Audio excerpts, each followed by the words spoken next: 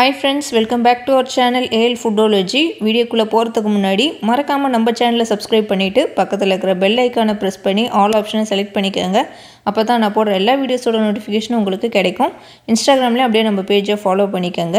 இன்னைக்கு நல்ல ஒரு டேஸ்டியான Indianized mushroom pasta recipe தான் செய்ய போறோம். வாங்க எப்படி செய்யறதுன்னு பார்க்கலாம்.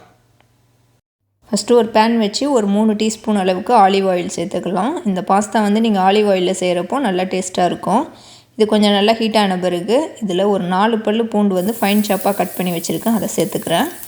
அதை சேர்த்துட்டு இதை வந்து கொஞ்சம் நல்லா சாத்தே பண்ணிக்கலாம். கொஞ்சம் கலர் மாதிரி வரட்டும்.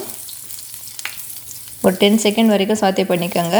அதுக்கப்புறம் நான் ஸ்லைஸ் பண்ணி வச்சுருக்க 2 வெங்காயம் வந்து இதில் சேர்த்துக்கிறேன். வெங்காயம் சேர்த்துட்டு வதக்கி விட்டுக்கலாம். ஒரு 5லேருந்து 6 நிமிஷம் வதக்கலாம். ரொம்ப வந்து கேரமலைஸ் ஆகணும்னு இல்லை, லைட்டாக அதோட ராஸ்மெல் போயிட்டு கொஞ்சம் கலர் மாறினா போதும். அந்த அளவுக்கு வதக்கி விட்டுக்கோங்க. வெங்காயம் கொஞ்சம் கலர் மாதிரி வந்த பிறகு நான் ஒரு தக்காளி வந்து கட் பண்ணி வச்சுருக்கேன், அதை சேர்த்துக்கிறேன். நீங்கள் இந்த நார்மல் தக்காளிக்கு பதிலாக நீங்கள் வந்து செர்ரி டொமேட்டோ கூட சேர்த்துக்கலாம். அதுவும் நல்லா டேஸ்ட்டாக இருக்கும் பாஸ்தாக்கு. ஒரு தக்காளி சேர்த்துட்டு அதை வதக்கி விட்டுக்கோங்க. ரொம்ப வதங்கணும்னு அவசியம் இல்லை. ஒரு 200 கிராம் அளவுக்கு மஷ்ரூம் எடுத்து அதை கட் பண்ணிவிட்டு வாஷ் பண்ணி இதோடு சேர்த்துக்கிறேன். அதையும் அந்த வெங்காயம் தக்காளியோடையே சேர்த்து மிக்ஸ் பண்ணி விட்டுக்கலாம். இதை கொஞ்சம் லைட்டாக வந்து ஒரு 2 நிமிஷம் வரைக்கும் வதக்கி விட்டுக்கோங்க. இப்போ மசாலா சேர்த்துக்கலாம். ஒரு 1/4 டீஸ்பூன் அளவுக்கு ஜீரகத்தூள் சேர்த்துக்கிறேன். 1 டீஸ்பூன் அளவுக்கு மிளகாய்த்தூள் சேர்த்துக்கிறேன். இது அதிகமாக காரம் இருக்காது, காஷ்மீரி சில்லி பவுடர் தான். ஒரு 1/4 டீஸ்பூன் அளவுக்கு கரம் மசாலா பவுடர் சேர்த்து இதை வந்து இப்போ நம்ம வதக்கி விட்டுக்கலாம். இது கொஞ்சம் நல்லா வதக்குறப்போ அதில் இருக்கிற ராஸ்மெல் வந்து போகும். நல்லா வந்து மிக்ஸ் பண்ணி வதக்கி விட்டுக்கோங்க. இந்த பாஸ்தா வந்து இன்றைக்கி நம்ம இந்தியன் ஸ்டைலில் செய்கிறதுனால மசாலா தூள்லாம் சேர்த்து செய்கிறேன். இப்போ இந்த மஷ்ரூம் வேகிறதுக்கு தேவையான உப்பு சேர்த்துக்கலாம். உப்பு சேர்த்துட்டு எல்லாத்தையும் ஒன்றா நல்லா மிக்ஸ் பண்ணி விட்டுக்குவோம்.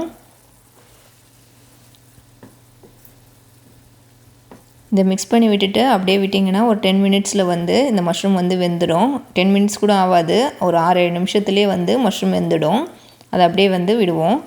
இப்போது பாஸ்தாவுக்கு வந்து நான் இந்த ஷேப்பில் இருக்கிற பாஸ்தா வந்து பாயில் பண்ணி எடுத்து வச்சுருக்கேன். இது பாயில் பண்ணுறப்போ கொஞ்சம் ஆலிவ் ஆயிலும் கொஞ்சம் உப்பும் சேர்த்து பாயில் பண்ணி எடுத்து வச்சுருக்கிறேன். நீங்கள் எந்த ஷேப்பில் இருக்கிற பாஸ்தா வேணாலும் நீங்கள் எடுத்துக்கலாம். இப்போது நம்ம வேக வச்ச பாஸ்தாவை இந்த மஷ்ரூமோடு சேர்த்துக்கலாம். மஷ்ரூம் வந்து நல்லா வெந்துடுச்சு, அதனால் இந்த மசாலாவோடு சேர்த்துக்குவோம். இன்றைக்கி நான் ஒரு 4 பேர் அளவுக்கு நான் செய்கிறேன். பாஸ்தா சேர்த்த பிறகு இந்த மஷ்ரூம் மசாலாவோடு சேர்த்து நல்லா மிக்ஸ் பண்ணி விட்டுக்கலாம். ஸ்டவ் வந்து மீடியம் ஃப்ளேமில் வச்சுட்டு நல்லா வந்து மிக்ஸ் பண்ணி விட்டுக்கோங்க. மசாலாவோட நல்லா வந்து கோட் ஆகிற அளவுக்கு மிக்ஸ் பண்ணிக்கோங்க. இதுலேயே நான் வந்து கொஞ்சமாக வந்து பாஸ்தா சேர்க்குறப்போ அந்த பாஸ்தா பாயில் பண்ண தண்ணி கொஞ்சமாக சேர்த்துக்கிட்டேன். ஏன்னா அப்போ தான் வந்து நல்லா கொஞ்சம் ஸ்டிக்கியாக இருக்கும், நல்லாயிருக்கும் டேஸ்ட்டாக. லாஸ்ட்டாக இப்போ வந்து ஒரு 2 டீஸ்பூன் அளவுக்கு பெப்பர் பவுடர் சேர்த்துக்கிறேன். உங்கள் காரத்துக்கு ஏற்ற மாதிரி சேர்த்துக்கோங்க. அதையும் சேர்த்துட்டு நல்லா மிக்ஸ் பண்ணி விட்டுக்கலாம். இது நம்ம ஒரு இந்தியன் ஸ்டைலில் செய்கிறதுனால நம்ம வந்து சீஸ்லாம் சேர்க்கலை. உங்களுக்கு வேணும்னா நீங்கள் குழந்தைங்களுக்குலாம் கொடுக்குறதா இருந்தால் பெப்பர் பவுடர்லாம் இல்லாமல் லைட்டாக வந்து சீஸ் சேர்த்துக்கோங்க, நல்லாயிருக்கும். இப்போ நான் ஸ்டவ் ஆஃப் பண்ணிவிட்டு கட் பண்ணி வச்சுருக்க கொத்தமல்லி இலையை சேர்த்துக்கிறேன். கொத்தமல்லி இலையை சேர்த்துட்டு எல்லாத்தையும் ஒன்றா மிக்ஸ் பண்ணி விட்டுக்கலாம். நம்மளோட மஷ்ரூம் பாஸ்தா வந்து சூப்பராக வந்து ரெடி ஆகிடுச்சு. இது வந்து நான் நைட்டு டின்னருக்கு செஞ்சேன். இது டின்னருக்கு செய்யலாம், நல்லா ஈஸியாக இருக்கும், சீக்கிரமாக செஞ்சிடலாம். நீங்கள் லஞ்ச் பாக்ஸ்க்கு செஞ்சு எடுத்துகிட்டு போகணுன்னாலும் எடுத்துகிட்டு போகலாம். நல்லா டேஸ்ட்டாக இருக்கும், டக்குன்னு வந்து செஞ்சு முடிச்சிடலாம். நீங்கள் குழந்தைங்களுக்குலாம் கொடுக்குறதா இருந்தால் இதில் வந்து காரம் கம்மி பண்ணிவிட்டு நீங்கள் சீஸ் சேர்த்துக்கோங்க, அதுவும் நல்லா டேஸ்ட்டாக சூப்பராக இருக்கும். இப்போ நான் சர்வ் பண்ணியிருக்கேன் பாருங்கள். நம்மளோட மஷ்ரூம் பாஸ்தா வந்து சூப்பராக வந்து ரெடி ஆகிடுச்சு. சாப்பிடவும் வந்து நல்லா டேஸ்ட்டாக இருக்கும். நல்லா நம்ம ஒரு இந்தியனைஸ்டு பாஸ்தான்றதுனால நல்லா டேஸ்ட்டாக சூப்பராக இருக்கும். டெய்லி நம்ம டிஃபன் வேறு எதனா இட்லி தோசை அது மாதிரி செய்கிறப்போ இது மாதிரி கொஞ்சம் வித்தியாசமாக என்றைக்காவது ஒரு நாள் செஞ்சு சாப்பிட்லாம், நல்லாயிருக்கும்.